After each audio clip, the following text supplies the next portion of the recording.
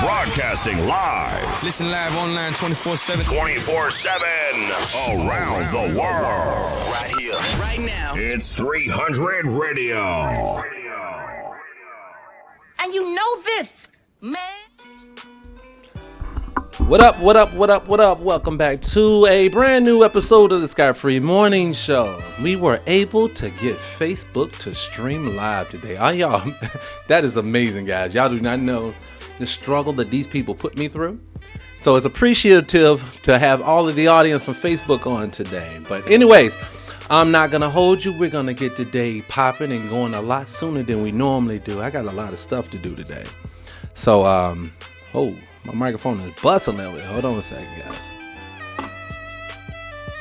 I don't want to kill anybody with my microphone. So let's bring that down a little bit. Bring that down.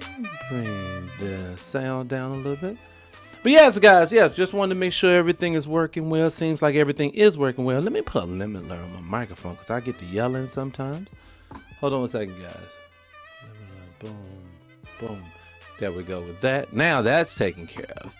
So I wanted to make sure my mic was working right. But anyways, I am going to get my counterpart up and going, Miss Lovey. So let's get this thing popping. I haven't had a chance to call her yet this morning. So let's get that going. And once we get her call, we're going to get the chill report started. We're going to talk about a few different things, and then we're just going to move on from there. Like I said, I'm not going to hold you guys too long today. But other than that, some of the things I may want to talk about today, this whole Jess Hilarious thing this morning is crazy. I don't know if you guys are paying attention, but they're even discussing it live on air right now. That's crazy to me. I can't believe they're doing that. Those types of behavior, that types of things. I believe any business-related issues you have with people you're working with should be done behind closed doors. All y'all doing by doing it live on the air right now is y'all fueling the fire is all y'all basically doing, in my opinion. But anyways, so let's get it going. The chill report is already set up and ready to go, so let's get the show going. I'll be right back. It's time for the chill report. It's about to go down. Oh my goodness. This is my favorite part of the show. It's called the Chill Report. Oh, I love it. But the guy who gives the news, they hate to give the news. Really? For once in your life, just do the fucking news. All right? No. I'm gonna do the fucking news. No. Here is the fucking news. All right. Let's get it going. I think that was good enough. Oh shit, I'm just showing all I love information. Let's get Miss Lovey pulled up. There she goes. Let's get her pulled up. All right, guys, let's get the show started. I'm a little behind schedule. Actually, I'm right on time. Ain't that something? Right on time. Don't tell me I don't know what I'm doing. Yeah. Did I call the right number? Let's see. Hello. Yo, what up? Can you hear me? Let's go. I can hear you. Okay. Well, look, I wanted to tell you, too, from the last show that we did, I got a couple of spots in there where you were muffled that I had to cut out. So just wanted to let you know if I catch you this time, I'll be mindful, try to listen really good. But anyways, good morning. Good morning. Man, this thing is all in my face. Hold on. Get rid of some of these lights in the background. Anyway, I got a lot going on today, and I can't talk long today. I got stuff going on with this house I'm trying to say. But anyway, I know we discussed on the last show that we were going to discuss movies. But before we do, did you catch what was going on with the whole Jess Hilarious thing in the Breakfast Club this morning? I did. Do you see they're airing it out on the air? They didn't have no choice, though. I think they did. Because let me tell you what. They were responding Jess Hilarious out of frustration. Yeah, I saw it last night. I saw it this morning. I saw it this morning. And aired everything out, right? Yeah. So you gonna bring it to public? Somebody said, "Don't disrespect me in public and then apologize in private." And I think they needed to, because people are gonna start asking questions. That's what they do. And I think it's amazing that they kept it real and they weren't being fake. I mean, you could feel the tension. Everybody was being. Now, Charlamagne was trying to keep a little bit of levity. He was trying to keep it light. He was trying to definitely keep it light. But it was no way you can keep it. Not after she did that thing last night. You couldn't keep that light. No, you couldn't. You know what I'm saying? But do you think her concerns are valid? I think that concerns about it. I think she is postpartum. Okay. I think she is emotional. And the girl Lauren she comes from TMZ. And Jess does the news in a comical way. Yeah. Lauren was doing the news in a more serious way. And there were a lot of people who were basically saying Lauren should replace Jess. And then for Jess to see all these comments and then turn around and then y'all decide to keep her after Jess comes back. I think it was just a powder keg that came about. But I liked how Envy spoke life into her. He was upset that she aired all that out like she did. But I liked how he was letting her know, can't nobody do what you do. She don't do what you do. We need you here. You were what we needed. And she needed to hear that. Well, I guess what she, and and this is, and like I said, I have no dog in this race, but I will say, being that I've worked for other people's and big corporations before, you know how it normally goes. And I understand her worriedness about it. You know, they will tell you one thing while they're plotting against you all at the same time. So, so it sounds good. Yo, you ain't got nowhere. We're not going to replace you. But she's on my segment. The thing that I can feel her pain. You get what I'm saying? Not saying it's true, but I can feel it. I can understand her concern. I just wish she probably should have went about it a different I agree. way. I agree. And that, and two, and I hate to say it like this, but nobody's owed anything. No. If they felt like it, let's say for argument's sake, what you're saying is what their plan was to do is to kind of keep Lauren and ooze Jess on out. Mm-hmm. She has a contract, so they have to abide by the contract. And if, let's say, they were keeping her around just so the contract fell out and they decided to let her go and keep Lauren, they're not obligated to her. True. It's a job. Look, but that's why I say I agree. She shouldn't have aired it out online. But what you're seeing is someone who has a platform, and what it was is she panicked and she wanted to talk about it. And I've seen too many people with social media followings.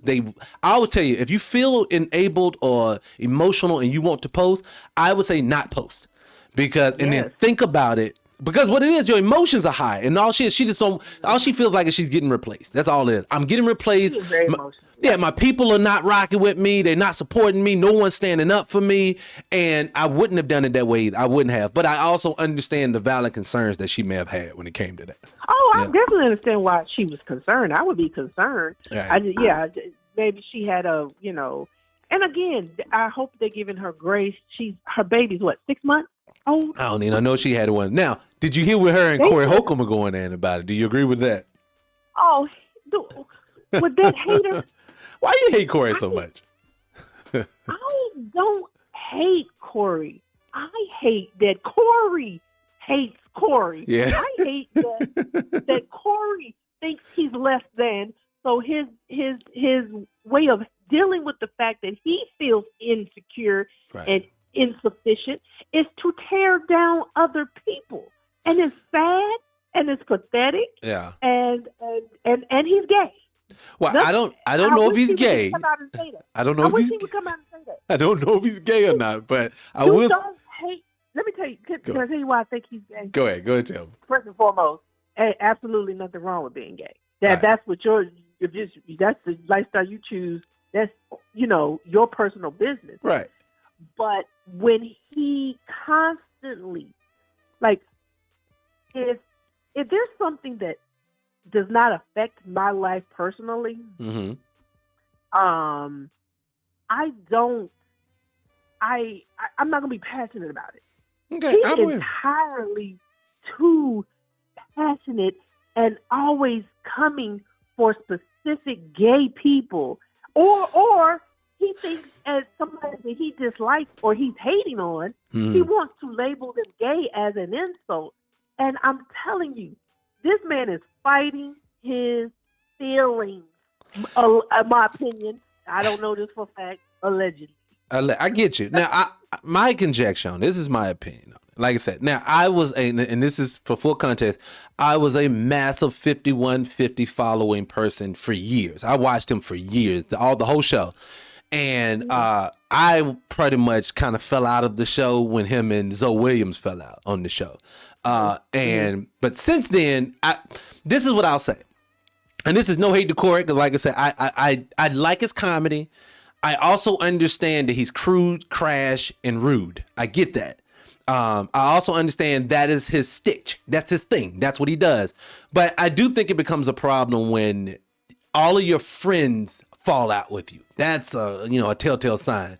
And he's fell out even with his friends a lot of the time. And his children. And at least one daughter. Well, I know How do you fix your mouth right to call your own daughter a bitch? Well, he calls his sister a bitch too. And he's calling his daughter. This is bad.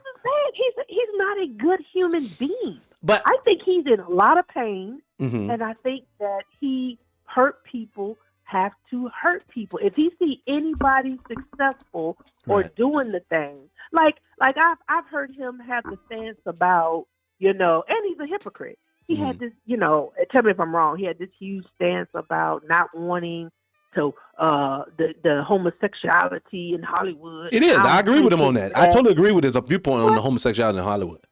Right, but then I catch him in Medea's Halloween. What was he doing in that? Well, okay, well, let me tell you this about. Let me say this though. Let me say this about Corey. Corey. Now, I will say this about Corey Holcomb too. If he fucks with you, he will make an excuse for you even when you're wrong. And one thing about it, in Hollywood, nobody really fucked with him, but other than two people that are really popular. You were hard pressed to find him say something negative about Kevin Hart, and you're going to hard pressed to find him say anything negative about Tyler Perry. But both of them have put him on even later in life. So he's not going to talk negative about them. That's what he's not going to do. But you can't say that you speak so passionately and so strongly about the LGBTQ community's effect and in Hollywood, and then go be in what is probably considered the biggest. You talking about Tyler Perry? Just Tyler Perry? Yeah. I mean, that means he has no real stance on it. Well, let me. If the dollars is right, he gonna take it. Well, I'll say this. This is what I believe Corey to be, and like I said, until proven otherwise. All right, like I said, I've listened to 5150 a lot. So what a lot of times the stance is, and this is my agreement with it. Hollywood is about effeminization, especially of black males. And so in that business, it's not ironic that you're going to have to go through some type of ritual before you get put on. Kevin did put the dress on. Martin does put the dress on. Everybody who's popular had to put the dress on. And even those people, and he started talking about a lot of homosexuality when the casting couch came out and the whole Me Too movement was out there. And he talked about how a lot of the brothers that he meet in Hollywood have bent it over for the business. And I believe it to be true. I do believe that. I think there's another part of that thing we was talking about on the last show when we was talking about you have to go through certain things and to get to certain levels. And I think these are one of the things you have to go through. I do think that there's a lot of predatory behaviors in Hollywood to women, men, and children. So yeah, 100%. I respect that, but there's a difference between homosexuality and predatory. You know what I'm saying? You can't. It's not the same thing. But I digress. Yeah, I get it. I think the man needs help, and I think that he has probably limited his own career, and I think he's one of those people. I think he's one of those people that as long as you're on the level I'm on, I can rock with you. But once you start elevating, and we're coming up, and there's a group, and we're all coming up together, and you start elevating above me, he can't handle it. Well, I think I need to hear him say something positive about it. Yeah, what it is, I do believe. Like this is just my own personal judgment. This is it, and I can't believe I'm ready to say it out loud because, like you say, this is kind of the community I fuck with, and I don't have anything against Corey, so this is not hate. This is just honestly how I truly feel when I look at him. Corey was raised by a single mother. Corey was not taught how to process his emotions or his feelings at all. So what he does is a lot of times the things that he thinks that he's talking about with other males about how they conduct themselves, about being effeminate, soft, bitch made, things like that. Corey doesn't realize, but he exhibits some of those behaviors himself. And it's not. You got that right. And I do believe this. And I don't know if he's homosexual. I don't think he's gay. But I think what it is more than anything else, I've been in this business for 30 years. I've watched other people who I don't feel is as funny as me, and I agree with them, get put on. But Corey also, I believe, won't do certain things that these men will do. And so that's why I would say to him, don't be depressed or mad or angry about what you didn't get. Just know you stood on some things you wouldn't do, and they didn't want to fuck with you. That's how I look at it. Well, you know him a lot better than I do. The only thing and the only comedy I've seen him do, I've seen bits and pieces of his podcast that just sicken me. But some of that is joking. You don't watch it. If you watch it out of context, you're gonna think he's serious. Corey is very playful with this. So I don't know, but I've seen him on Wildin' Out, and I tell you, every time that man get the mic. It's so nasty. It's cricket. What? Are you serious? So you don't think he's funny? I'm just talking about on Wildin' Out. So you don't I've think never seen his stand up? Mm-hmm. Do you think I've never seen his stand up? Oh, go ahead. Do you think he's funny at all from what you did see? No, but he just may not be good in, what is that considered? Sketch comedy. He just might not be good in sketch comedy. He might need to sit down and write well, since you said that, I'm curious to know if you had to pick comedians that are actively still doing it. Can you give me 3 that you would spend money to go see? Who do you think is actually good? I would wonder who you think is funny out there. I would pay to go see Martin. I don't know anymore. But see, this is the thing. I think Martin. Go ahead, I'm listening. I think Martin, early on in his career, he felt like he used to had to be Martin all the time. Right. You know what I'm saying? In interviews, on TV, and movies, and so. I think later on in life, and he actually spoke about this. I think he was on the Breakfast Club, and he was like, "Man, I just, you get tired of having to be on all the time." And at first I was like, "Nah, I wouldn't want to see him." But he said a joke that had me dying laughing. He said, I think Cat Williams said he had a stroke. And Martin out here, just the one clip I saw of his performance, and he running up and down the stage. Does it look like I had a stroke? Does it look like I had a stroke? Kicking his feet up. I mean, it was funny to me. It was funny. And I'll be honest. I'm being honest. What it is, I haven't. See, this is what I'm comparing it to. I'm looking at the movie version of Martin, the interviews that I've seen in later years, and I love him so much. I don't want. It's like I just want to see him. Only as the Martin that I know. Yeah, and mind you, I know it comes out probably like I hating on him, but I don't. I love that man to death. He's my favorite. No, I trust me. I know the impact Martin has had on yeah. So I know you're not hating, but after seeing him on Saturday Night Live, I would pay to see Eddie Murphy. Well, Eddie's thing for me is this. Since he's done his comeback, let's say that since the Dolomite thing, right? I haven't really liked any movie. Beverly Hills Cop was okay, but I haven't really liked anything Eddie's done. It's not Eddie anymore. And I don't mean like he can't be funny. It's almost like he's just really out of touch now. But you got to remember too now, there's a big difference between doing comedy in a movie versus doing comedy on a sitcom versus doing a comedy show. On the stage. Yeah, I get you. And I think that man is still hilarious. And I think that if he put a whole show together and perfected, oh yes, I would go see him. Me too, of course. But you know what it is? I think for Eddie is Eddie's gotten to the age where I ain't got to try so hard no goddamn more. And I agree, that's what made him good. You know who messes up in this, right? Kevin Hart messes up with this. Kevin did what Martin used to do. Kevin, I was watching him when he did he went on one show when they had Regina Hall on there, and he came and he's promoting his little cartoon, And I was watching the interview and I was thinking to myself, Kevin used to be hilarious and even in the interviews. And what I think he messed up at is, I think he thinks he has to perform in everything. So you're not getting an authentic version of just who Kevin Hart is. You're getting the guy you think he thinks we want him to be. And I think it's not funny. You know what I think happened to Kevin? I think, now let me say this clearly. Let me say this, okay, because I don't want nobody to get confused. But I don't think that his original stand-ups were as successful as they were solely based on his talent. This man took real life shit that was hilarious. Struggles, like, you know, that's why so many black comedians are so good, because they took the struggles that they had to endure as black people and they made it hilarious. Cool. And this man, yes, Tori Hart made him special. That's what she did. Tori made him special. Yes. When he went through the stuff he was dealing with Tori, and he talking about his dad and his upbringing and all that, and it was funny. Yeah, what happened was he started living a soft life. Yes. He had no material.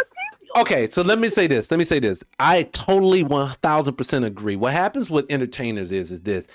What makes them good is the struggle. The musical person who goes through the heartbreak, they make an amazing album. If you're a stand-up comedian, your personal upbringing, if you come from shit, it's going to be funny. And what happens is when you start talking about in your stand-up Aspen and Colorado and jokes, you've lost your community. I'm going to go and tell you, you've lost the fans when you've done that. And Kevin has lost us with that. And I hate that for him. I went and saw him in Charlotte some years back. It wasn't recent, but it was after he quote unquote made it. Right, he blew up. And still wasn't funny. And the show had its moment, but I don't even know what was the all right. What was the name of that? That one was strictly funny. I think it's seriously funny. That was the second one. All right, this is what I remember, because you remember I did stand up, and that was good. I'm sorry. His first 3 stand-ups were amazing. It was the first one, I'm a Grown Little Man, amazing. Seriously Funny was amazing, and I even like Laugh at My Pain. That was the last one Kevin did that was just good. That's the one where he was talking about his dad, say it with your chest and all that other stuff. That one was Laugh at My Pain. What I was saying was, when I was in Charlotte and he was doing that stand-up, I don't even remember the name of it. It wasn't like those. No, okay. It was he fell off. Moment here and there that it was like, ha, ha, ha. Well, can I say this? Can I say this about Kevin? What Kevin messes up is this. 2 things. Not only did he lose what made him funny, Tori's not in his life anymore. His father is now off of drugs. His mother's gone now. But what also made him unfunny also at the same time is not just the thing about that, but Kevin got to the point where it became more about business, and then he started getting people writing for him. And once you start getting people writing for you, that's now, it's almost like a rapper. I don't respect it anymore, because the rapper, unlike the singer, her voice or his voice is the talent. The rapper, it is your knowledge or your way of putting words and things together is what makes you special. Yeah. That's why we don't respect ghostwriters. People have ghostwriters. And I don't respect comedy if you have people writing. Now, I don't have a problem helping you develop a joke. That's fine. But the concept needs to come from you, in my opinion. Well, I can tell you this. There's one comedian that I could sit through every show he's ever done. Cat Williams. To this day. Cat Williams. Oh, I forgot about Cat Williams. No, I wasn't talking about Cat Williams, but yeah, Cat Williams for sure. That man, hilarious. Yeah. Who'd you gonna say? I was talking about Dave Chappelle. Oh, yeah. Yes. Dave is the top of Dave, you know what? Being a comedian myself, former comedian myself, I got paid, so I'm gonna claim it. Being a former comedian myself, what makes Dave special was this. Dave has an ability to make you believe that he just came up with that joke at that moment and can tell it like he's just in a regular conversation. And he does that like nobody else. I think the man's the most amazing comedian, and he changed the game the way he does stand up, in my opinion. And oh my God, the Dave Chappelle show, that's one of the ones you can sit back and watch over and over again. Yeah, that was better than Living Color. Dave Chappelle was better than Living Color, the Chappelle show. Yeah. So I could definitely see Dave Chappelle all day, every day. Cat Williams all day, every day. Well, can I ask you something now? We're talking about comedians. I wanted to get into the shows we were talking about. Go ahead. But what is your view? And did you see first what Monique just did, and what For Tyler Perry? You did, what are your views on that? With Tyler Perry? Okay, so I try not to make it long-winded. I'll be short. First and foremost, this is what's going to tell you I'm crazy. I 100,000% stand with Monique on her stance on this, and even with Tyler Perry. And this is coming from a person who doesn't even find Monique's stand-up funny. So this isn't about, I love Monique as Monique. I just love Monique. But her stand-up's not good to me. So when I say this is what I say to Tyler Perry. Tyler Perry, first and foremost, I know you thought to yourself, damn it, this bitch, I didn't know she was going to say something about this too. You're not going to get away from Monique is what she's telling you, Tyler. So I would say to Tyler Perry, apologize to that fucking woman so you can stop having this woman on your ass every time you get up there, because she's actually on your ass every time.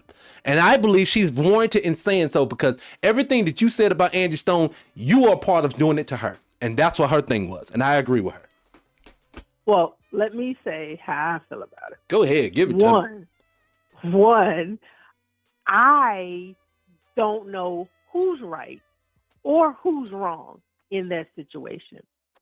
What I feel like Monique is doing, let's say for argument's sake, she's right. Okay? Because I've heard both perspectives. Let's say for argument's sake, she's right.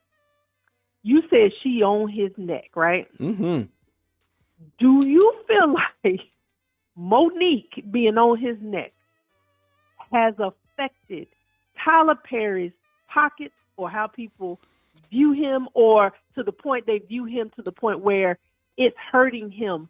Or is what she's doing by continuing to bring this subject up that happened 16 years ago is literally damaging her? She is literally cutting her. I don't think she's damaging herself.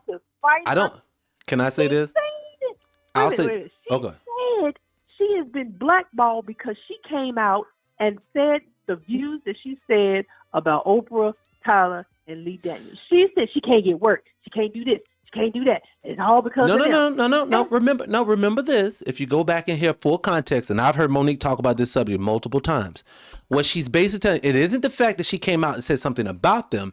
It was the fact that she wasn't playing ball on that Precious thing. And they told her, since you're not playing ball, they're going to blackball you. That's what Lee Daniels told her, basically. Since you won't do the shit that they want you to do for this studio, they're going to blackball you. And he was basically telling, that's your fault. And she's telling you, I'm not going to do shit. She's basically complaining the same thing Taraji said.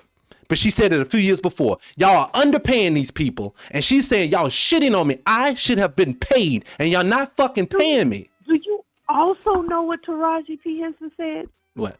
Taraji P. Henson said that Tyler Perry, for the movie Acrimony, was the first time in her entire career that she got paid what she was owed.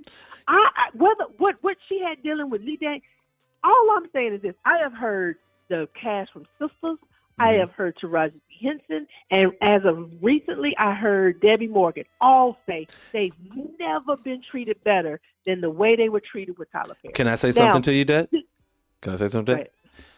Could it be, and this is, we'll never know, but could it be the reason why all of these people are speaking so highly of him now is it's because he's moving different than what he used to move like? Maybe he didn't used to move that way. Possible. That could be possible. But then what would be the point of not giving her, if he saw the error of his ways? The one thing about Tyler Perry, in my opinion, is he keep it 100, whether it makes him look bad or not. And so my positioning is this, and it's basically this: you bringing up every time that man opened his mouth about something, you bringing something up. This situation that happened 16 years ago. Now, what is an apology going to do for her? Well, I don't know what it is for her and Sydney. I don't know what they want out of that, but they are entitled. Because I don't what they want. What they want. I can promise you, I can tell you what they want. What they want. That's what they're using to keep Monique relevant. Yeah, and it is. It's working. Because if you do, go ahead. And Go ahead. Idiots keep every time she says something. But let me tell you what really bothered me about. I've never cared one way or the other when she's commenting about Tyler or Oprah or Lee Daniels. I've never cared because that's they rich folks' business, right? I could care less. Okay. But to take this woman, Angie Stone's funeral, and make that shit about her, it won't the time. It was so disrespectful to Angie and so disrespectful to Angie's family. You could have said that shit. You didn't need to. We know. Hey, Monique, everybody knows your stance on Tyler Perry. Right. We don't need to keep hearing it. We don't care. And then to use it at after he made a eulogy at Angie Stone's funeral.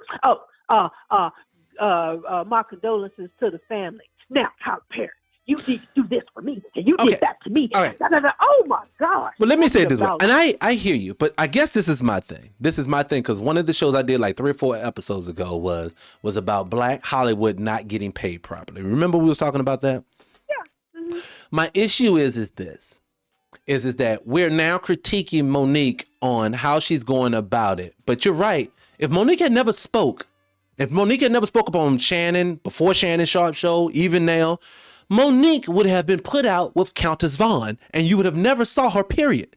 And what she's basically has done, she has made herself stay relevant, yes, but she's also highlighting a very big problem in that business. And so to me, we may not like everything that she does or every time she has to speak out, but my issue for her is that I'm so sick and tired of watching all these amazing people that we love get underfunded like they supposed to. And how do you think we're going to get paid?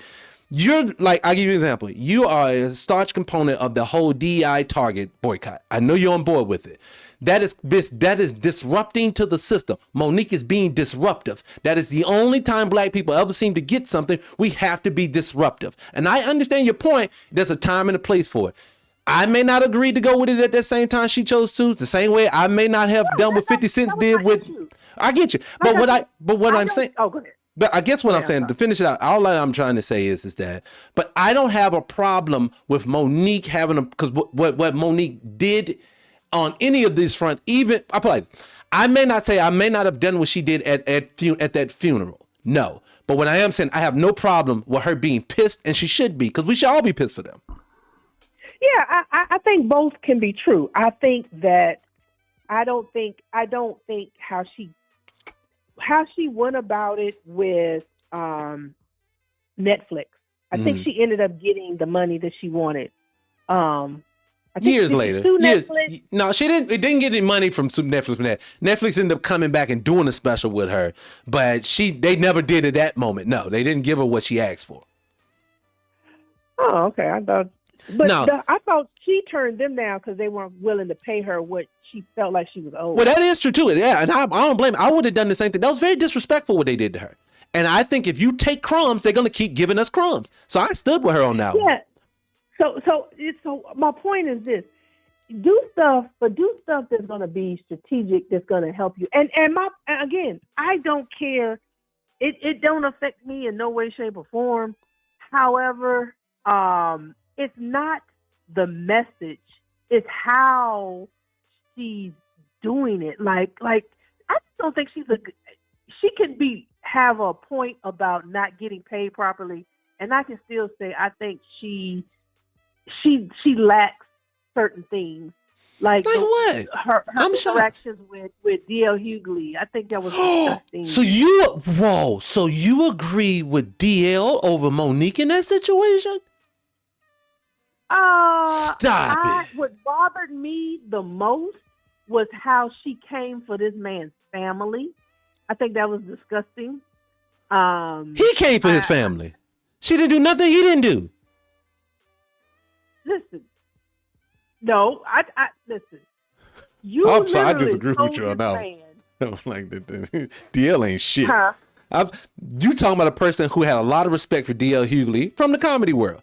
DL's a very intellectual guy. People don't realize this. DL's very smart. And the shit that he's been doing these last few years, I'm sorry, I just don't agree with him. Don't agree with him at all. Well, we talking about two different things. I'm talking about even with Monique. I agree with Monique when it came down with him. That's not a man to me. The shit that he did with his daughter, that's not manly to me. You can't cry foul out of the nasty shit that you did. But he owned it. He said he was wrong and he handled it improperly. But then for her to use that in the context of them having a battle, again, using stuff that is very sensitive, beloved, very touchy beloved. to come for people. I just think she's. I don't. Beloved. I think she's. But see, I think. Person. But I think what you don't forget about how she talked to the things her son said about her. Hold on, let me stay on DL real quick, and I'll say this about DL. See, this is the reason I don't give DL that respect. DL wants to get certain things that he's not willing to give. You remember when Janet Jackson said, when they said, "Are you voting for Kamala Harris?" and she said, "Hey, I heard somewhere that she's not even black. Is that true? I'm not sure." And he came out and attacked the fuck out that black woman who ain't never did and said nothing wrong. So for me, you can miss me. DL is the constant.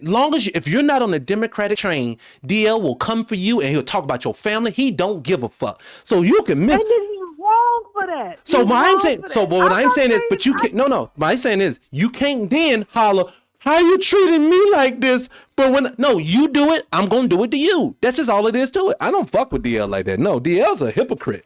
No. So is Monique. No, I don't think Monique's a hypocrite. If you say so, but because you don't like her viewpoint. I wasn't. Huh? See, the difference between DL and Monique to me is this: you just may not agree with how Monique moves. DL, you know yourself, he didn't protect his daughter. He is constantly talking shit about people and then constantly acting victim when someone gets at him. He's mad at Shannon Sharp for allowing people to give people a. Get at him, but don't bring. What's that saying? Sometimes but, children and parents should be left out of stuff. You're right. Should spouses be left out? I think you want to come for me. Come for me. Okay. You ain't got to come for somebody's family. So if you listen to what Monique told her, if you miss what Monique told him, she said the only reason why I came at this nigga like this, because this nigga thought it was cool to come at my husband in a way. So what I'm basically saying is, if you don't want the smoke, don't give it out. That's just all that I'm saying. That's it. Listen. That's my thing. I hear what you're saying. Look, people. This is what happens. People will literally come at you. We talked about this before too. Remember how many times we see in today's world, people will come for you, and then when you crack their face, they then act like they are a victim. Oh, sure. Absolutely. That's what DL's doing right here. DL's acting like a victim right now. He ain't no fucking victim. You wanted to stump hard. Very scared. I don't like that nigga. And I hate to say it, two comedians that I had a lot of respect for, and I've lost all for both of them, is D.L. Hughley and Chris Rock. I have no respect. Why do you have to lose respect for them just because that's what I wish our society would stop. Well, I'm going to tell you why I do. I have a reason why I don't respect. I don't respect men, for one, too much is given, much is required. That's my way I look at things. So when I see a Eddie Murphy put on a Keenan Ivory Wayans, put on a Chris Rock, people like that, and your own brother is telling the story about how you won't even look out for the family. No, he's not good people. You talking about Tony Rock? Yeah. When I hear that, not only that, when I hear him move the fucking goalposts when it comes to black black shit that's happening to black people, he's basically now out here campaigning like we crazy. No, nigga, I don't like you. I don't care for you because he will move. Will Smith, huh? And mind you, when Will slapped him, mind you, I didn't think Will should have slapped the shit out of him. I think Will was in his emotions and his feelings because people had been coming for him for the last couple of weeks at that time. But what I'm saying is, yeah, I said the same thing. He was just standing up. That one little joke is what he slapped him for. No, he slapped him because everybody was clowning him. That's what that was. Yeah, people were clowning him bad because of his wife. But I think that it was a mixture of that. Plus, I heard, rumor on the street, allegedly, is that there was some issues between Rock and Jada Pinkett, and that this was this ongoing thing. Yeah, I heard that. And so it was basically like between her look, all the crap he was receiving because of her show, right? And then him having the audacity to even had a moment. Why you pointing out Jada in all this crowd? He had a moment. Will had a moment, but my thing for Chris, it ain't got nothing to do with none of that. Mine is it's just that when you can sit in a room with other white people and have them basically clown you, they clowning niggas, and you sit there and laugh with it. That lets me know about you. When you won't put your family on, that lets me know about you. When you're constantly having something, he was another one pushing the COVID shot. He was another one out here just whatever they want to push to black people, he's on board. And I don't fuck with people like that. And that's my only thing. When you I don't like Chris Rock. I'm gonna like this one here with you. I don't. I think he. I heard somewhere where, and I don't know. I think somebody was telling me this. I don't know if it's factual because I didn't hear it personally. But DJ Envy and Chris Rock's daughter was in some league together, and DJ Envy's daughter team won. And I think his daughter or some of the girls on her team went up to Chris Rock, asked him for an autograph, and something to the effect of, "Get the fuck out of here, ain't giving y'all shit." He was mad because his daughter's team lost. Well, and he said it was very rude and very disrespectful. And remember this. Remember this. I think that they learned their lessons from the 1960s when it came to black entertainers and influence. That it was better to own it and control it than it is to try to fight it. And see, back then you had the Sidney Poitiers, the Harry Belafontes, the Paul Robesons. These are the entertainers of the world, the Muhammad Ali's. These people rock with niggas. They rock with all of us, and they stood with us. And see, today's entertainer, they're giving you lip service like they do, but they're not doing what those people did. And the reason why I believe that's the case is because the people today have been vetted, bought, and paid for. And that's what you're getting. Chris Rock is okay with white people, and that's why he gets to act like that. He's not with us. If you with us, they don't rock with you. That's what I've seen. Cat Williams got pushed out because he fucks with niggas. That's why they push Cat out. That's why. But Cat said, "I ain't going into that sweet nothingness dark night. I'm saying I'm here to stay." You know one thing about his interview with Shannon Sharp, everybody tends to miss. You notice no one said he was lying. Well, because I thought he was lying about. What did he say? He could run or something in a certain amount of time. Man, he may be lying about the 4th. I saw him race Monique one day. I saw that one recently. No, why he put out a video? Now I don't know. They could have faked the stopwatch. He put out a video of him running and getting whatever it was he said he could do, and they showed the stopwatch. Hey, so I don't know. The nigga's amazing. But no, so far we can, and like I said, we can table the whole the television show. But I had already had mine the other day for you anyway on what the most impactful black shows they should have brought back. You know that, right? Okay, give me something real quick before you go. Okay, so I had a couple. Of course, the Cosby Show. And when I say this, let me put a caveat on it. I only want these shows that they're done properly. I don't want this lip service shit that we get like Blackish and shit today. What I mean is I want the Cosby Show the way the Cosby Show was. Real black empowerment. I want the Different World the way the Different World was. Real black empowerment. These are two I need back in our house. I would love that. You know another one I would like back? And it's just because it had no relevancy so far as blackness go, but I love the dynamic. My Wife and Kids. Thought it was an amazing show. Amazing. It was. I still watch it to this day. All right, so when I tell you Damon Wayans is still the funniest Wayans out of all of them, but I keep forgetting, but I want to catch that his new TV show with his son. Yeah, I haven't even seen that either. I haven't seen it either. But those three shows definitely, and because I was looking for impactful, and to be honest with you, those are the only three that impacted me, I think. The rest of them I just love. The Martins, the Fresh Prince. I just love those. Yeah. But they didn't impact me. Let me give you my 5. And then I actually went a little bit further. And I came up with 3 that I think that are big in our culture. However, I think probably did more damage than good. Okay. But let me give you my 5 top ones. Now, it ain't even ones that I would want to come back per se, but I think had some of the biggest impacts in our community. Okay. And, of course, The Cosby Show is up there, too. Right. I put Living Single. I mean, when have we ever seen young 20-year-olds out here, professionals? Like, they didn't normally show that type of stuff. You're right, but I just didn't like the show, but you're right. And then, I put In Living Color and Soul Train. Let me tell you why I put those. Okay.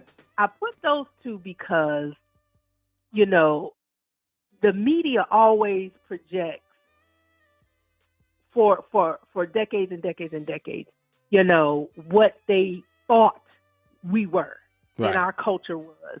And I feel like Soul Train and In Living Color gave us visuals of what to the world, what we really thought were, what we really are, and the colorful. I can see that.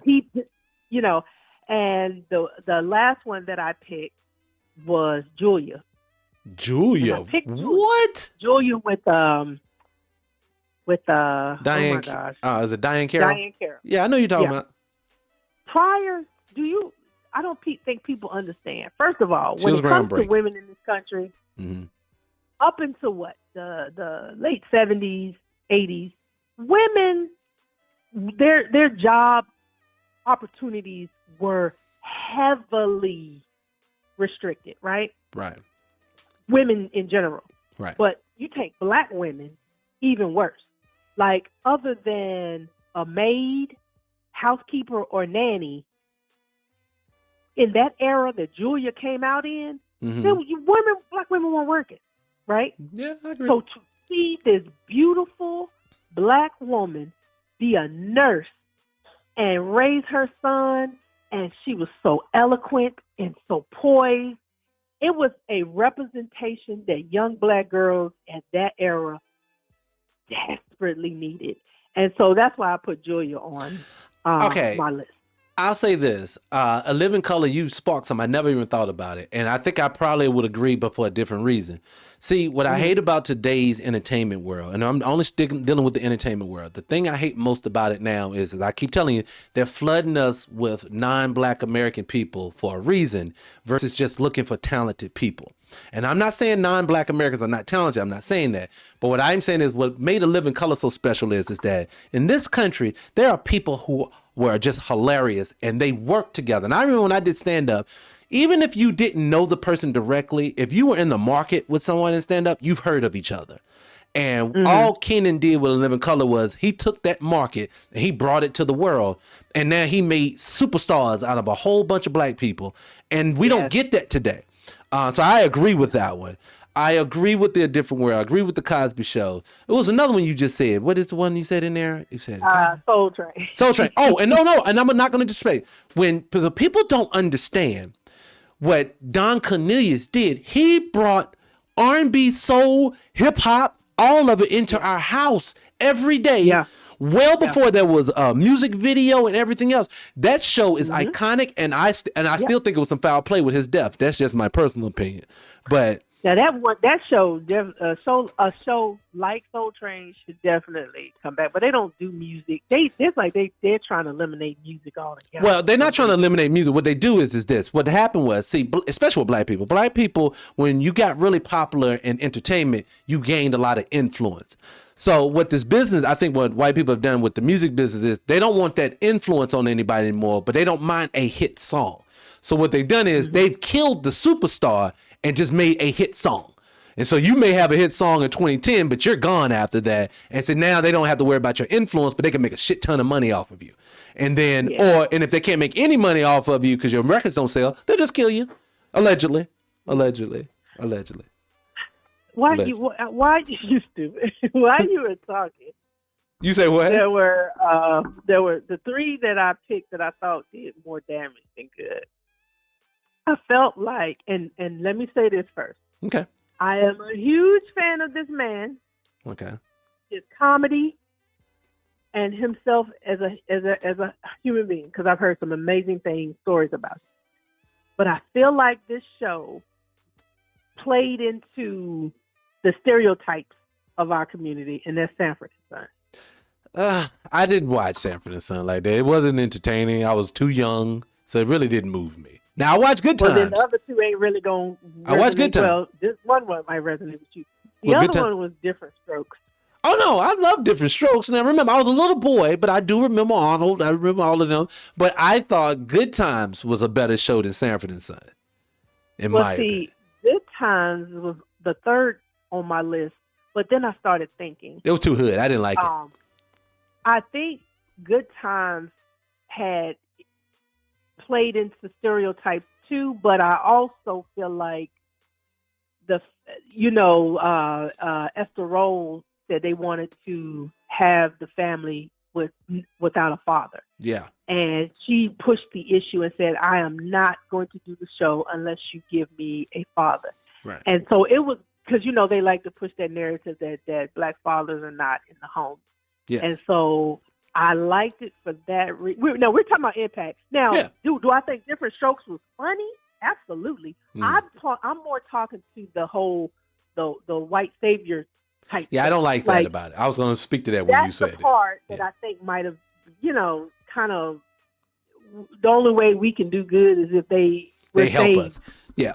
See, my thing with Good Times was this, and I agree with you. One thing I respected about old actors, again, and actresses is that there was a certain level of respect that you had to have for the culture, and they won't go and do it. Like James Evans, he told you why they removed him from the show? It's because he basically, for one, was asking for money, and two, he was always they said he was always getting on how they was making JJ be a fool. And he was like, I don't like this. And then JJ, who's a coon, was like, I'm okay with it. It's cool with me. That was disappointing. That was so disappointing to find out, but go ahead. Yeah, he was cool. And so what I found out about that show, what I loved about it is the fact of they did show a black, and see, that's from the showrunner. It was a black showrunner, a male black showrunner who did that show. And he had to fight for a lot of stuff too.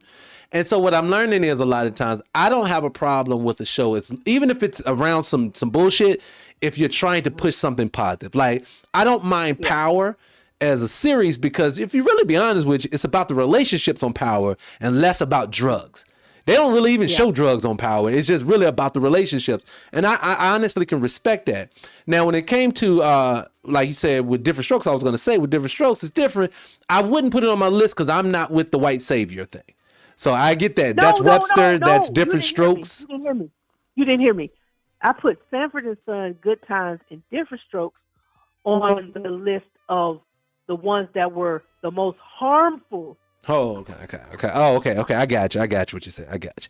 I don't know if Good Times. Cosby Show, Julia, Living Single, and Living Color, Soul Train were very impactful in a good way. Well, the Cosby Show, see, the reason I don't compartmentalize, and any man who basically put a psychiatrist and a sociologist on his crew on the show that basically says we can't be putting anything detrimental to my community on here, and I need someone to help me with that. For you to have that on your show, then that tells me how he loved and felt about black people. And so this whole narrative that he is a villain, I don't believe that 1 cent. You're gonna have to show it to me. That's just all there is to it. And I don't just listen to hearsay. I hear you, but I'm gonna tell you what I've learned in life. A lot of people, if they are rocking with you because of one point, they may not always want to believe something else that might be negative. That's both could be true. But look, he could have been a predator back in the day. But hear what I said. As well as hear what I said. Uplifted too. But hear what I said when he was attacking, right? Yeah, but hear what I said. But they told me he's attacking white women, right? Say it again. Most of the people that said he did something to was a white woman, right? Yeah. Like I don't know what world you live in, but the world I live in, I don't care what your celebrity is. If you's a nigga in today's society, it doesn't matter if a white girl was a slumming trailer park piece of trash. She called you and said you raped her, your black ass going to jail. I don't care how much influence you say you have. So to run that narrative about black, that people was afraid to come out 30, 40 years ago because of his power and influence, that's bullshit. And you know it is. See, now, do you remember how all this got started though? Yeah, I remember that comedian made it. Yes. A black comedian said everybody in Hollywood knew he was a predator, and he kept getting So I don't think it just came out. I think. Well, I'm just saying. I'm saying this. I wonder how he feel about that too. Well, I say this. My whole thing with that one is this. I did hear the comment that he made, and I know he was making reference because they're supposed to have had some case that they had put stuff. I mean, they had basically sealed some information.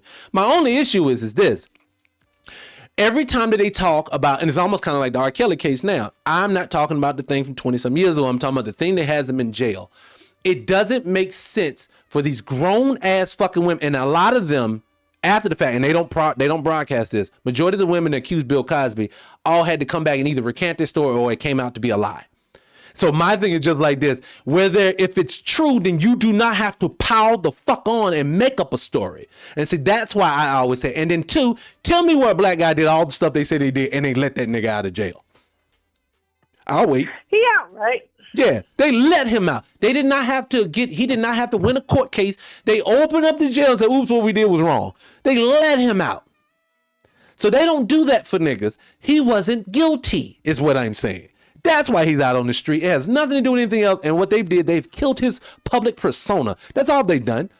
But my whole thing is just like even with the Diddy thing, you're going to have to give me a fucking victim before I'm going to jump out the window for this. That's all I'm saying. But you got to believe the victim. There's been What's their names? What's their names? There've been people who. No, there's no name. Dawn from Danity Kane said he attacked her. Dawn from Danity Kane also lose validity because she's also seen See, you said all you needed was no. I'm saying to you, listen what I'm saying. I'm saying to you, Dawn from Diddy Dirty Money and Danity Kane. I'm talking about Dawn. Dawn is also the person who's on camera defending this nigga all the way up until it all blew up. That's why nobody believes Dawn. That's why nobody believes Dawn. I have never, ever seen one person that has worked with in any shape or form say anything good about this. But you're talking about working. I'm talking about something he did that was illegal and against the law. No, I said worked with him. I didn't say it was simply or solely about the work. No, what I'm telling you is about the way my total disrespect or my dislike or disdain for Puff Daddy has to do with the way he does black people in business.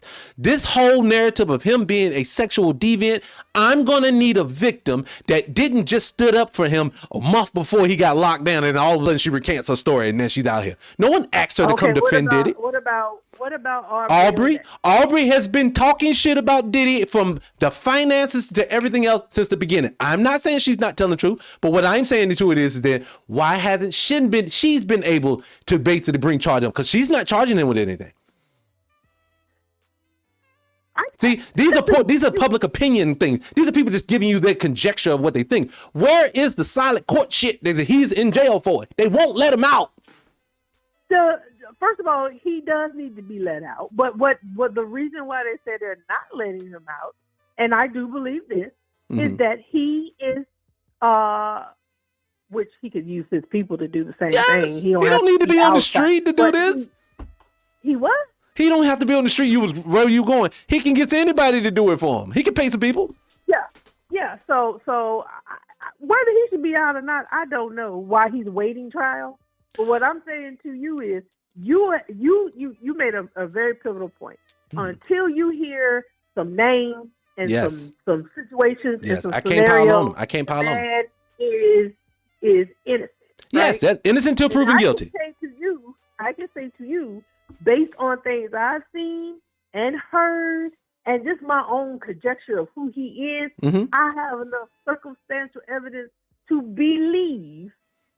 I can't sit here and tell you this man is guilty. I can tell you I believe he's guilty. Well, I'm going to say this. Guilty of what? Because majority of the people that he's in jail for right now are other males, for one. And two, they won't release a name. What I'm saying to this is this. We said on this last show that we talked about how they railroad black men when they get to a certain level. Now, we also agreed that we think that a large portion of these people have some type of deviancy or at least not good people. So this is not about whether he's good or bad. My thing is this. I have never seen a court case in history where they have put someone in jail and refused to let them out and then tell them we're trying to build evidence against you while we got you in here. We are talking about two different things, though. You're talking about how the judicial system is handling them as of now. And but see, to me, that gives me some level of. Say what now? Now, I was going to say that gives me some level of what they're doing is making it up, because when black people do something, if you have something on me, they have no reasons not to go ahead and just pull it out and pull it on them. The man himself came out of his own mouth. He said, I was fucked up. Huh? He was fucked up at that time. No. What does that mean? The man came out of his mouth and said that, and he was on the Ellen show. Mm-hmm. Basically said he can't get into too much detail about some of these parties, or he might go to jail. Love it. I don't take what people say when you, because mind you, I say stuff sometimes and be joking and don't mean that. Oh man, we had a blast. We can't debate. This is why we can't debate, because you can come up with everything I can give you. You will come up with a reason why it's not. No. What this is what I'm saying. I'm not saying that he didn't do any of this. This is not what I'm saying. So this is the difference. I'm not saying he didn't do any of this. What I'm saying to you is this, and this has nothing to do with whether I believe he did it or not. I'm just going to need you to produce something tangible when you're dealing with my community before I'm going to champion something, solely because I've watched but I'm just saying, I've just watched too many of us go down, and I've learned this. If you have to make up stuff to get someone in trouble, that means you don't have enough to get them in trouble to start. So if Diddy did all of this stuff, you don't have to make it up. But you're contradicting yourself. How? Who are we talking about? Are we talking when you say making stuff up? Are you talking about the prosecutors, or are you talking about Joe Blows, who's trying to get a payday off of this situation? I'm talking about this. I'm talking about, let's use an example. I'm talking about someone accused Jay-Z of doing the same thing with Diddy at one point at the same time. And there was no name attached. And so what I'm saying to that is, just say if the system didn't want to kill that whole thing, they could have ran with that narrative. And some people may say, oh, come on. And they'll sound like me. Come on. He didn't do this. Produce a name, produce this, produce that. And people are going to say that. But others are going to say, you know, he did that shit. That girl wouldn't make that up. And I'm saying that's all that they ever do is they always just throw it out there into the lexicon. They never charge you for the things that they say they're going to charge you for. But we are all, to this day, Bill Cosby is a sexual deviant who went to jail for rape. And that's not what he even got charged for. But that's the narrative to the person who ain't paying attention. And so that's what I'm saying. Something doesn't sound right there.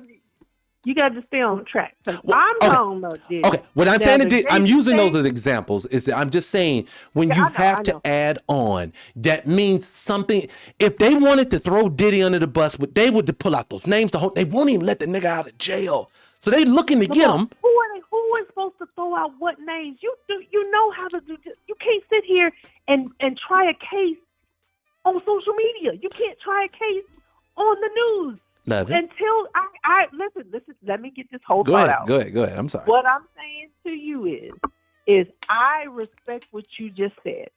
I'm not going to jump out the window and be one of these people who sides against Diddy based on what this person said or that person said or this person said. I respect that. Okay. What I'm saying to you though is you can't say they're railroading him because you don't know any specifics when he has not even gone to court. Now, when the court case is over and all the evidence has been presented and all this stuff, then if you feel like they didn't make a credible case against him, then say that part. But to say that they haven't given any information, it ain't time for them to give. Okay, so let me say this is the only thing that I would say to that, and I would say everything that you said I would totally agree with if one thing didn't happen. You know what that is, right? No. He's in jail, and he hasn't been really charged with anything.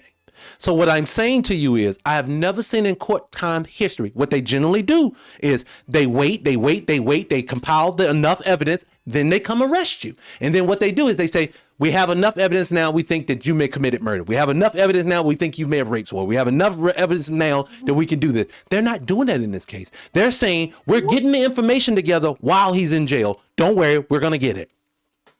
So you're saying that they arrested this man with zero charges and is holding him in jail with zero charges. Can you tell me what they're holding him in jail for? Let's Google it. Let's Google. And then while you Googling it, I would also like to add to that too.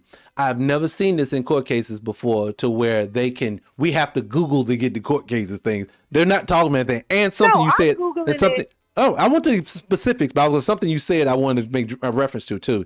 You said they're not going to try the case in the public. That's all we run our cases at now. It's in the court of public opinion. That's it. No one's really. We do. No. That's why the media does that. The media does that. Why do you think there's a documentary on 15 different platforms about Diddy did something? That is putting him through the ringer in the court. They know the same people who are going to be sitting on that jury is watching those documentaries. Okay, that's skewing them. It's saying Sean Diddy Combs was charged with sex trafficking. Okay, who? We'll find out when the court case happens. But that's the point I'm trying to say. When someone's down for sex trafficking, you have to have a victim. This own lawyer said, can you guys release the names of the people who you said we sex trafficked? Lamar, they have to release their names. Listen to me. I said Diddy's lawyers even are petitioning the court saying, you have him locked up. Can you give us a name so we can build a defense for him? They don't even have a name. That is a sculpatory evidence. Exculpatory evidence. You cannot sit there and have this man go into court and not even know who is accusing him of sex trafficking. Levin, that's what I'm trying. So why would the lawyer say we don't know who we getting charged for? The lawyer also said Diddy got the baby oil from Costco up the street, and Costco said they don't sell baby oil. He's a lawyer. Okay. How about let's use Bill Cosby then. Let's use Bill Cosby as a case, since you said that can't happen because it doesn't happen in court. Bill Cosby went to jail, and they broke the law to put him in jail. You want to know how? I'll give you two things. One, they changed the law to get him in jail first and foremost, which was illegal. That's one reason why I got. And then the second one, they had him in jail against his will, and they broke the law. He had basically, from what I remember from the case, he had basically signed off, and he had basically had immunity from any criminal process. And they basically still put him in jail. So what I'm saying to you is, how did they get away with breaking the law, but you don't think that they can get away with breaking the law on Diddy? It can be done. It happens all the time. What I'm saying is, you're putting the cart before the horse. I think I'm going to watch this case extremely closely because I don't know. It's like law 101. You have to send over all the exculpatory evidence. There's a difference between the police department doing something shady and the DA's office doing something shady or doing something that could be ruled against the situation. I haven't even heard of outside of them trying to get him bail. I haven't even heard where he's gone to court for anything in regards to the court case. Because they don't go to court. They're not taking them to court. So this is what I'm trying to tell you. So I want you to tell me, in history, when have you ever heard of someone not only not let out of jail on bail, but basically being criminally charged to where he's facing life in prison, and we don't know who the victim is? I've never seen that. I've never seen it. Well, you ain't been paying attention. Give me an example. Okay. What was the name of the woman who accused Kobe Bryant of rape? They did not release it. Yes, he did. Let's pull that up. Yes, he did release that lady's name. We knew who she was. She was on TV. They might have released it after the. They said where she worked. You cannot. She was on TV. Huh? She was on TV. We knew who she was. Okay. She worked at the hotel he was staying at. Yes, I remember. Listen, Kobe. You do not, when it comes to children, and it comes to rape victims, they do not usually Lord, what's the word I'm thinking of? Reveal the victim's name, especially not in the beginning. And a lot of these people are underage. It's a process. I'm gonna say again. Wait until after the trial. No. Oh, okay. Yes. Oh, yeah. I forgot what it is. I know what you're thinking too. You know why you thought about Kobe when it comes to that too. Who gets special treatment in this world? Well, white women. But that's what you're thinking. But I couldn't get it. But go ahead. I'm listening. All I'm saying to you is wait. How about we both do this? Yes, we're gonna wait. I don't assume he's guilty. you don't assume he's innocent or that he's being railroaded until we go through the entire trial. I guess then we can give a educated assessment. Yes, we can. I think the only reason why we're gonna at odds here, and this is what we're gonna separate it. Me and you remember the other day we was talking about how we do believe that majority of these people are deviants to get to the top. And I remember I told you, I said I believe that, but I also believe that for black people that's not always the case. But you're going to get you're gonna get treated a certain way when you get to a certain level. Too many people in the business agree with me. And you don't have any examples of people walking away with their wealth like that. So when I see that, I always say this, and I use this as an example for religious people especially. If the devil is going to come deceive you, he's not going to show up with pitchforks and a horn and say, I'm the devil and let come do what I want. He's going to come in a way that makes you believe that you should believe him. White people, and I say white people because I'm talking about the dominant society who run everything, has been basically putting bad black people in front of us, and then we'll get a documentary 10 years later saying, oops, it wasn't as bad as they said it was. And we say, oh shit, damn, my bad. I don't trust those people. I don't. Listen. I whether I like that man or not, I don't trust none of them. I understand and I respect your skepticism. I just personally think that sometimes, just like people want to jump on, depending on who the person is, that they feel one way about. Well, can you give me a case? I was gonna say, can you think you can give me a case of any time in recent history where a black person's name is being railroaded, and the thing that they was railroading them for, black folks didn't just jump out the window and agree with it out the gate without any evidence? Can you give me any situation where we stood with somebody? Because I don't never see when it happens. We always got to be told exactly what happened to the T. Then we say, oh yeah. I personally think our community stood and stood up for Michael Jackson when he was being accused. Cause he didn't do shit. Huh? Okay, I agree with that. Well, I agree with that. I agree with that one. I agree with that. He didn't do shit either, but I agree with that. I do agree with that. So it just depends on the person, and so we like I said, I think the trial starts in May? I don't even know. All I know is that the man, I don't know what's going on. I just say, now, is chickens coming home to roost? Is he reaping what he's sowing? Did he do negative shit? Yes, I believe that. What I'm saying, though, is that what I'm sick of, is I'm sick of watching black people have to give up their lives, their entire lives, because someone else deemed that I'm ready for them not to be relevant anymore. And that's the thing that I won't tolerate. And I believe that type of stuff happens. I do, 100%.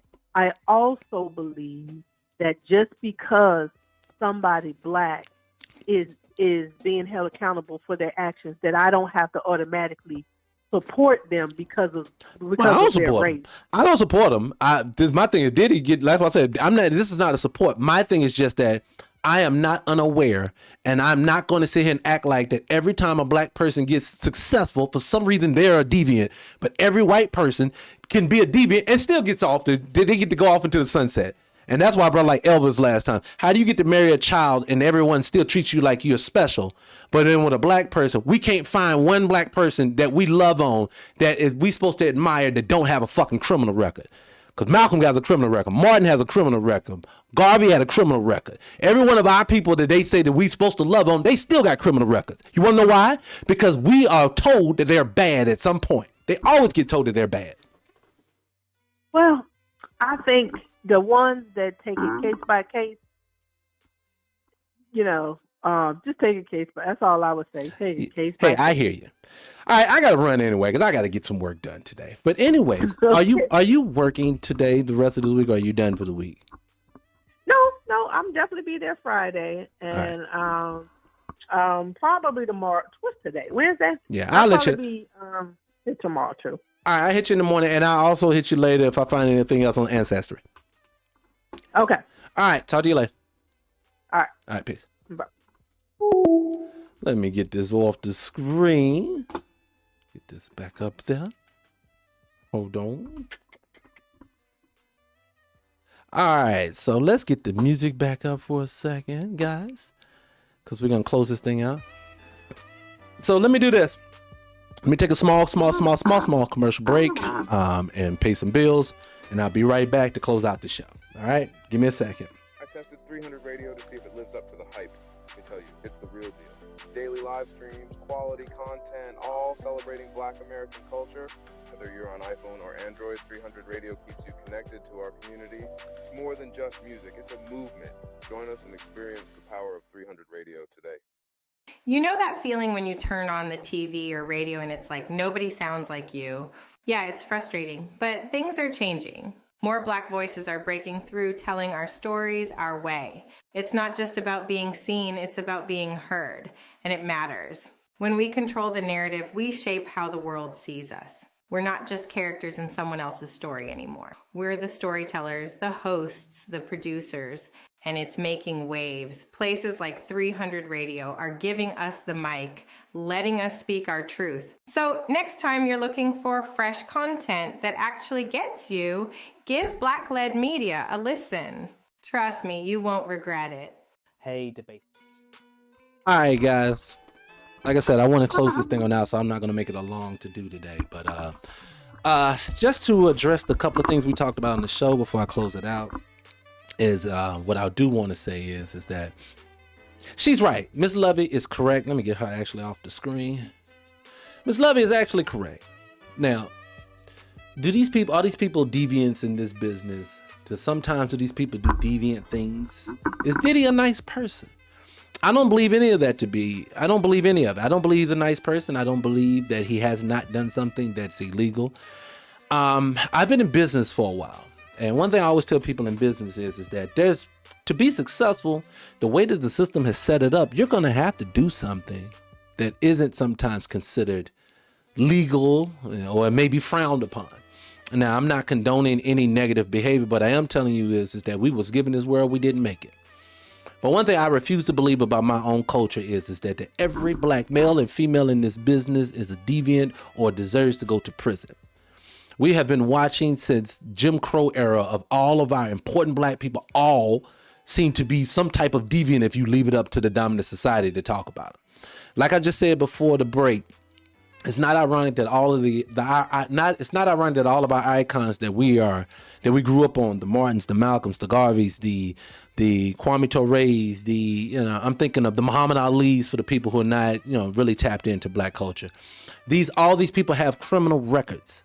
It's not ironic. That's not right. You cannot tell me that the whole culture is bad, but then turn around on the flip side, everybody else's culture, even though we have proven for some of these people to be deviant, they never have to suffer to the same fate. I brought up Elvis before. Elvis married a child, but Elvis' music is still on the radio. Elvis is still celebrated throughout the world. But then they'll take people from our culture. We don't celebrate those people. And see, that's the problem.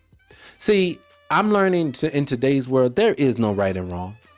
There is no good or bad. There's only what people perceive it to be. In the culture that we live in a very bad culture in the West. This culture is built upon slavery and lies and deception. And it's built upon doing things that are not always considered great or nice. And so, of course, a lot of the times the people that become successful in that, it's going to be this type of way. I heard a philosopher say one time that I can't say it the way that he said it, but for a lack of a better term, how successful are you if you are succeeding in today's society? Because if you are succeeding, that means you're probably just as fucked up as the people before you. Because it's very hard in this society for a well-rounded, respectful, loving, do right, do the honorable, do the great thing. That type of person basically doesn't get anything. We have sayings for that. What do we say? Good guys finish last. That's a true statement. Why is that? Because the bad guy is always doing something deceptive to make sure he wins. We see this in every facet of life, from sports and entertainment to business and everything in between. So again, I refuse to just pile on to my culture in that way. Now, if something is set in front of my face, something that I can see it and I can tangibly say yes or no, this is really, really happening, I promise you, I'm not going to act like I don't see it. When I see someone do some deviancy in our culture, I'm not going to act like I didn't see it. So like we brought up Monique, and I'll close out the show after this. Monique, all she did was she got hired for a job on Precious. She said, if you're going to want me to do the press tour for it, I need to get paid to do it. And if you don't want to pay me, that's fine. I'll just do the things that I'm obligated to do and we can move on.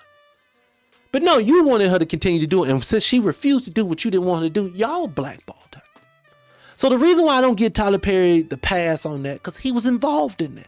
That's a black woman who was owed something, that was due something, or even if you didn't feel like she was doing it, then move the fuck on. But why do you feel the need to pile on to her? And I don't want us to champion that. I'm not going to champion anyone attacking or any other black person, even if I don't care for the person. Like, I'm not a hugest fan of Tyler Perry's productions. But did you hear me pile on Tyler at all today? No. Did people talk nice about Tyler? Yes, I guarantee you if I went on his campus, if I went on his production studio and talked to some of those people at the bottom, or if I talked to some other people, they may not all have something nice to say. You want to know why I say that? It's because one thing Monique is or isn't is a liar.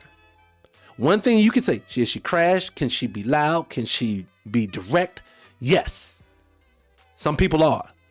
But one thing we never call her is a liar. You have never called her or Cat Williams a liar. And one reason, and they fuck with each other. So when I see two people who have never been called a liar fuck with each other, I fucks with you. So that's all that I'm going to say to that. But again, this has nothing to do with loving on or big upping P. Diddy. Because I'm not a Diddy fan at all. I just love my people and I'm tired of watching other people railroad us. And then they use us to help get the job done. Not going to do it. But anyways, great show, guys. I got to run today. I got some business to take care of. I got to sell this house. And I'm going to see you guys on the next one. Great show. Scott-free morning. Holla at the next one. Whoa. Before you leave this podcast and go somewhere else, did you hit the notification bell? Because if you didn't, please do so now. And I'm talking to the people who've already subscribed. But if you haven't subscribed, make sure you do that as well. Hit the like button, and I'll catch you on the next one. Peace.